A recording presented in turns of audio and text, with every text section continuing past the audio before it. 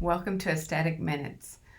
Today we're going to be talking about Botox. We kind of use that term for all neuromodulators, so I want to just talk a little bit about the different neuromodulators on the market. Botox is a neuromodulator. There's three of them on the market commonly used, which is Botox, Dysport, and Xeomin. They all three do the same thing. And they're made of the same stuff, botulism steroid type A, and what they do is block the signal to the muscle. So we're really not treating the skin when we do something with a neuromodulator like Botox, Dysport, or Xeomin. We're actually treating the muscle. So think of this as the muscle and this is the skin. Muscle creases the skin to cause a wrinkle. If we take away that muscle action, we don't crease the skin, so we can prevent a wrinkle from coming on or getting worse. So it's a really great way to kind of slow the aging process to help with the lines, fine lines on the face. So it's really a great thing to think about. I know a lot of people may think, oh, I don't want to start too early, or when is a good time to get into something like this? And quite frankly, if you see a line start forming in the common areas, which we're going to go over in just a bit, then it may be a time to start thinking about a neuromodulator like Botox, Dysport, or Xeomin. One of the big differences is just manufacturers. Botox was the first one to the market, and that is made by Allergan, American-based company.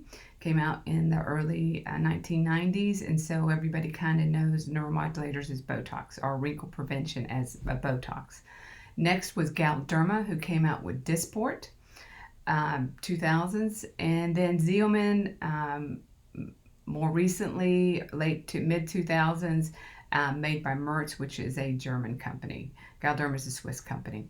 So again, they all do the same thing, all made of the same thing, and all going to stop them, reduce the muscle contraction. But there are some subtle differences. A lot of people may see that Dysport might seem to be a little bit cheaper, but it's really not, because you need more units of Dysport.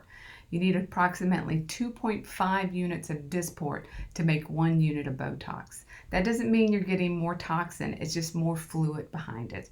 It's just the way we reconstitute that product, which creates a little bit more fluid, and what that translates for the end results, it's a little bit of a softer look. So maybe you want some slight contraction, maybe in the crow's feet, you can use a Dysport, which is great to kind of give you a softer look.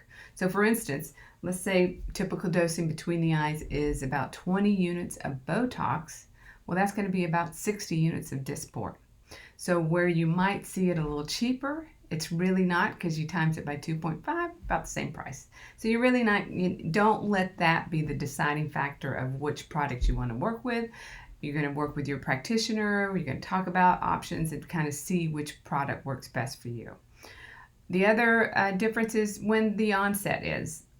You don't see any neuromodulator immediately. You got to give it a good at least 5, probably maybe 10 days before you see the final results.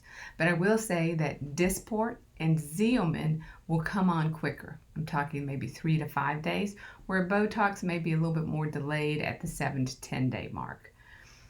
They're all clinical data shows that they all stop or slow aging or reduce the muscle contraction for about 3 to 4 months. So we're just slowing that aging process for about 3 to 4 months.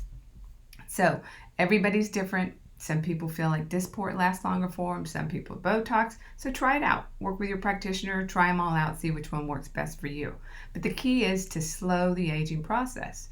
If we string a couple of those 3 or 4 months together for a couple of years, well, before you know it, you've really reduced the amount of wrinkling or creases that form on the face, because we've reduced some of the muscle contractions. So on average, you're going to be doing a treatment like this, the very minimal, twice a year, ideally 3 to 4 times a year.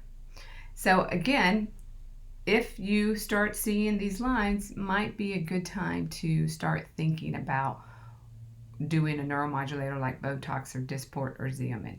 In our next episode of Aesthetic Minutes, we're going to talk about where we do neuromodulators on the face. So stay tuned.